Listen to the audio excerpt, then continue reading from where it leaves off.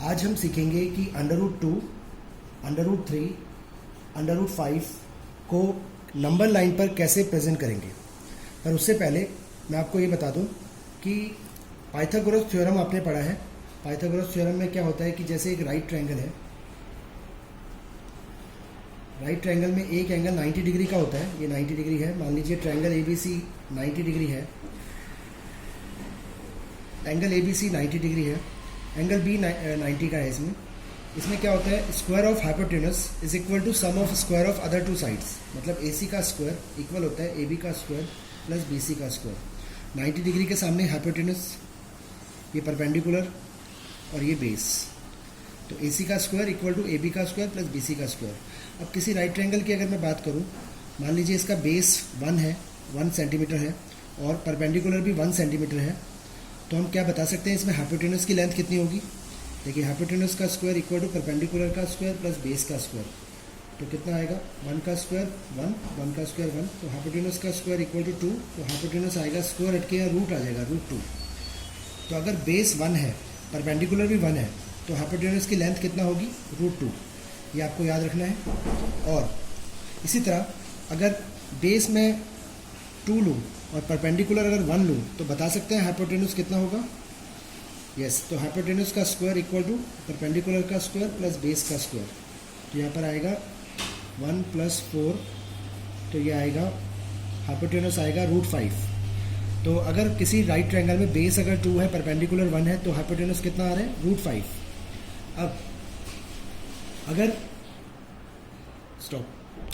इसी तरह अगर बेस मान लीजिए √2 है और परपेंडिकुलर 1 है, तो क्या हम हाइपोटेनस बता सकते हैं।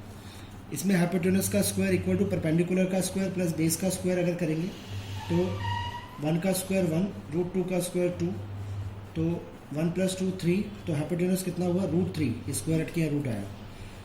तो अगर बेस अगर √2 है और परपेंडिकुलर अगर 1 है, तो बेस तो हाइपोटेनस कितना आता है, हाइपोटेनस आता है √3।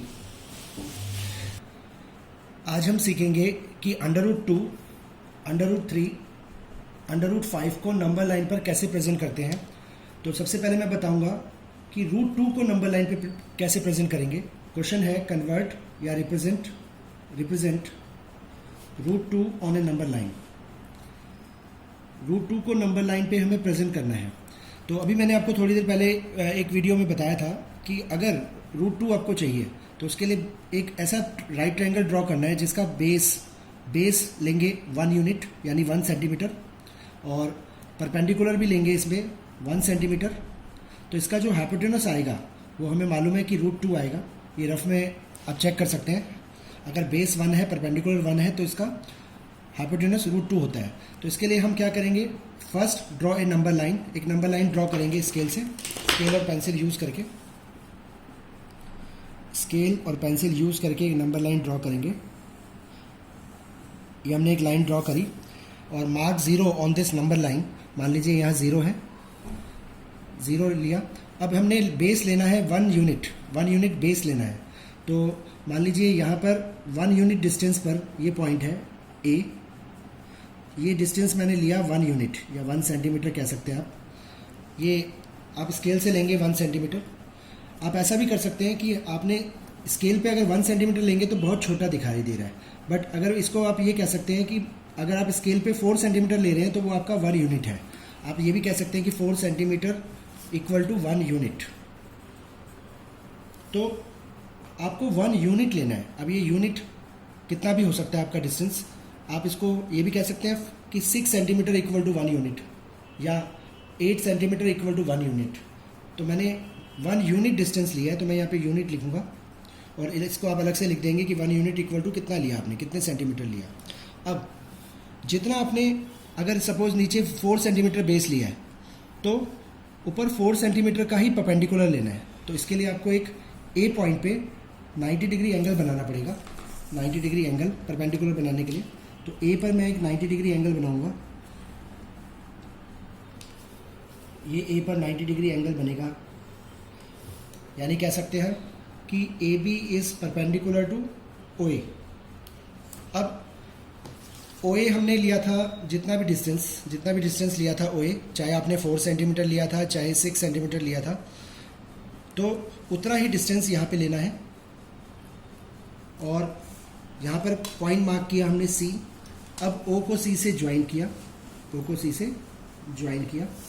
मैं एक बार फिर बता दूं कि OA को मैं 1 यूनिट कह रहा हूँ, और 1 यूनिट कितना भी हो सकता है, ये 4 सेंटीमीटर भी हो सकता है, 6 सेंटीमीटर भी हो सकता है, जितना मर्जी आप ले लें। पर एक बात का ध्यान रखिए, जितना आप OA लेंगे, जितना OA डिस्टेंस होगा उतना ही AC होगा। तो OA इक्वल टू AC, इस बात को ध्यान रखिएगा। अब अगर ये 1 यूनिट आप कह रहे हैं तो ये भी 1 यूनिट है, तो ये कितना होगा, OC आप कहेंगे √2 यूनिट, तो ये √2 यूनिट होगा। और कंपास से अगर मेज़र करें तो ये √2 यूनिट डिस्टेंस है, तो इतना कंपास खोलकर √2 यूनिट डिस्टेंस कंपास खोलकर एक आर्क लगाएंगे। ये आर्क नंबर लाइन पे जहाँ इंटरसेक्ट करेगी, ये आर्क इंटरसेक्ट जहाँ कर रही है, मान लीजिए यहाँ इंटरसेक्ट कर रही है, इस पॉइंट को हमने P कह दिया, और P पॉइंट रिप्रेजेंट करेगा √2 ऑन ए नंबर लाइन। तो ये P पॉइंट होगा √2 नंबर लाइन पर। स्टॉप।